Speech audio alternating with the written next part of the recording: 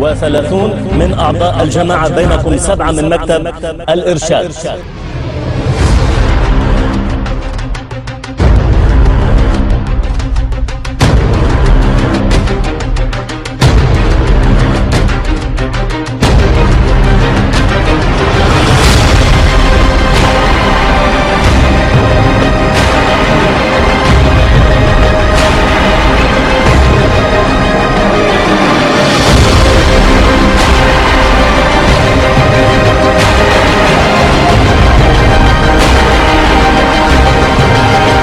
وصلني بس ولتني المي، وصلني بس لمنطقة العريش، في غد من الأخوة عايز ياخدوني. معي الأسير المحرر سامي شهاب. الأعداد لغاية دلوقتي تعدت المليون، يعني وفقا الرصد بتاعنا اللي من فوق العمارات والخريطة اللي معانا، الأعداد تعدت المليون و200,000.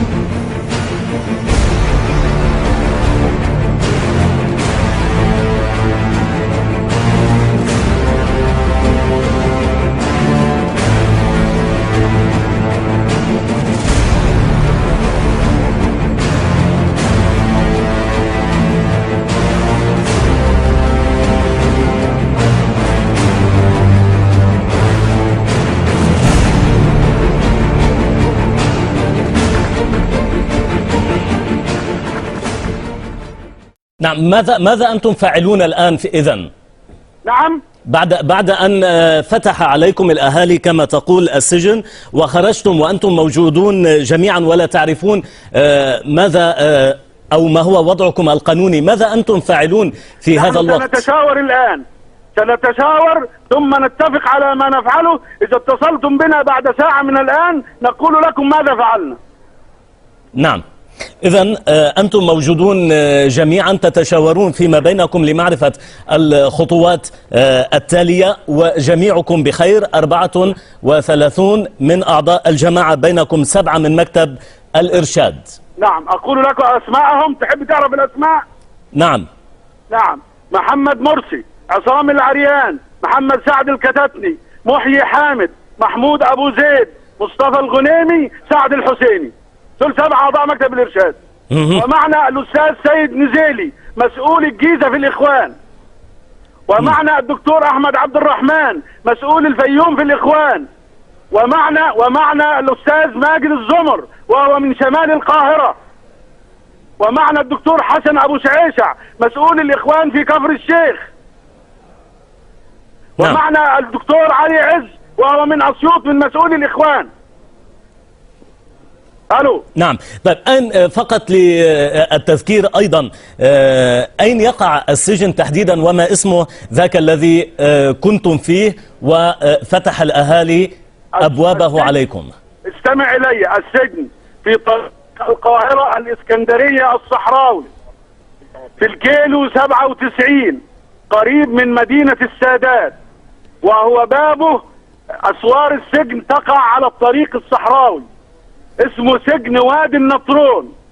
وكنا في عنبر 3، سجن 2 عنبر 3، سجن وادي النطرون الكيلو 97 على الطريق الصحراوي بين القاهرة والإسكندرية، فهو شمال غرب القاهرة بحوالي 100 كيلو.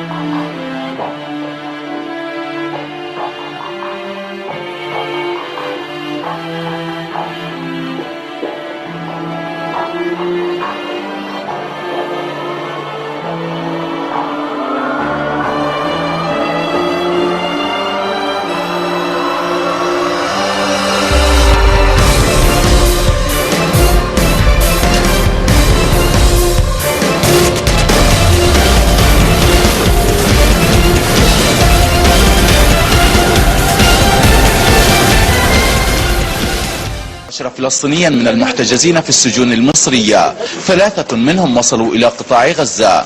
حسان وشاح وصل إلى منزله في مخيم البريج بعد اعتقال دام نحو 3 سنوات ونصف. قابلت أحد الأخوة من المعتقل السياسي من سيناء، فقلت له عايزك بس توصلني، بس تقلطني المية، توصلني بس لمنطقة العريش، وفي غد الأخوة عيدوا ياخدوني، وفي غد الأخوة عيدوا ياخدوني، وفي غد الأخوة عيدوا ياخدوني، وفي غد الأخوة عيدوا ياخدوني.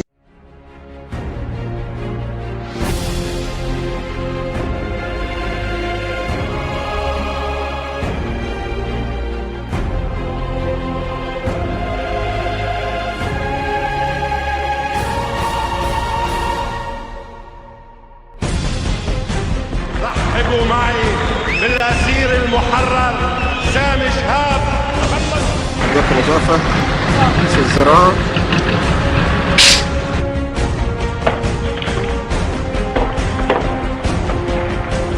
شايفين بقى حضراتكم، خلوا بالكم هتشوفوا العربية داخلة بنفس، شايفين الناس بتنزل من على المساجين، بينزلوا عن طريق الحيطانة.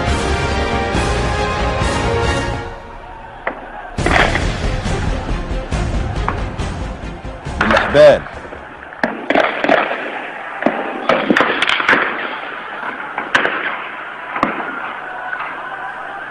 كلهم عرب.